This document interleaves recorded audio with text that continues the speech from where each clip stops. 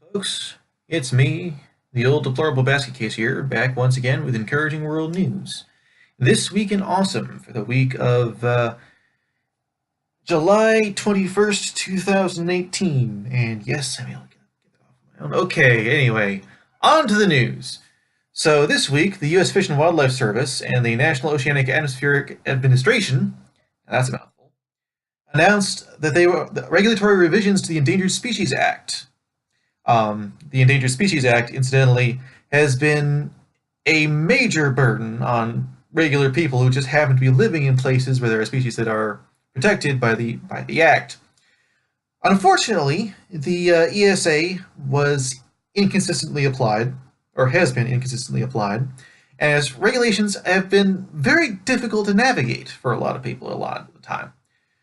So the intention of these revisions is to make the Act simpler to understand, which is very important in government regulations, but more consistently applied, and also provide stronger protections for certain species that have been perhaps inadequately protected by the Act.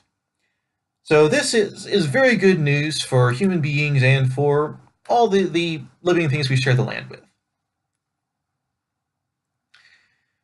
Moving on, Savannah Pritchett, a cashier at a gas station in Waterford, California, saved a kidnapping victim. A woman came into the store asking for help, saying she'd been kidnapped by four men, two of whom were armed with guns. Pritchett locked the front door of the store, took the woman into the bathroom, handed her her cell phone, and told her to call the police. Locking the woman in the bathroom, she went back to the front of the store as the kidnappers were trying to break into the store. She unlocked the front door and told the kidnappers that the woman was in the bathroom, pretending like everything was normal. So she just kept them there with a great big bluff while they tried to get the door open until the police arrived. That's cool, isn't it? Hang on. According to reports, two of the kidnappers were taken immediately into custody when law enforcement arrived. Two other juveniles were later arrested in correlation to the kidnapping. Correlation? Huh. A weird article. In connection with the kidnapping, the four individuals are believed to have ties to gang activity and other recent crimes in the area. Moving on.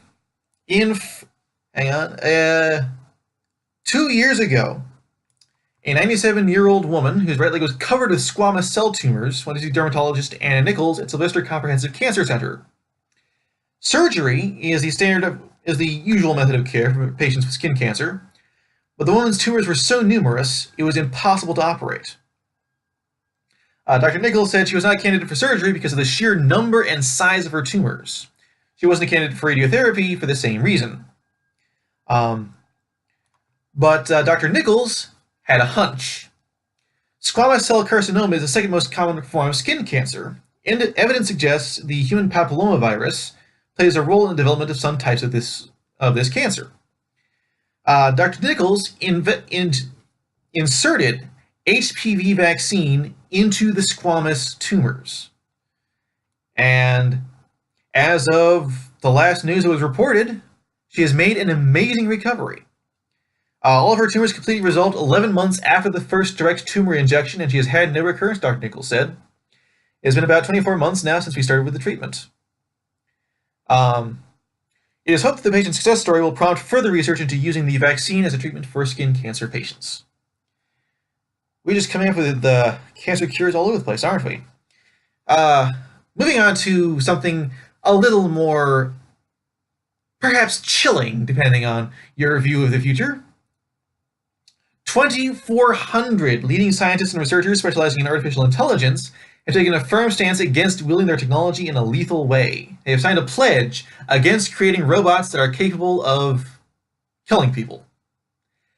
Now, speaking as a guy who is seriously worried about the rise of the machines and Judgment Day and Skynet taking over, I am very happy to hear this. A more human interest story. Perhaps you've heard the World Cup happened. Maybe you heard about it. It was in a couple of papers.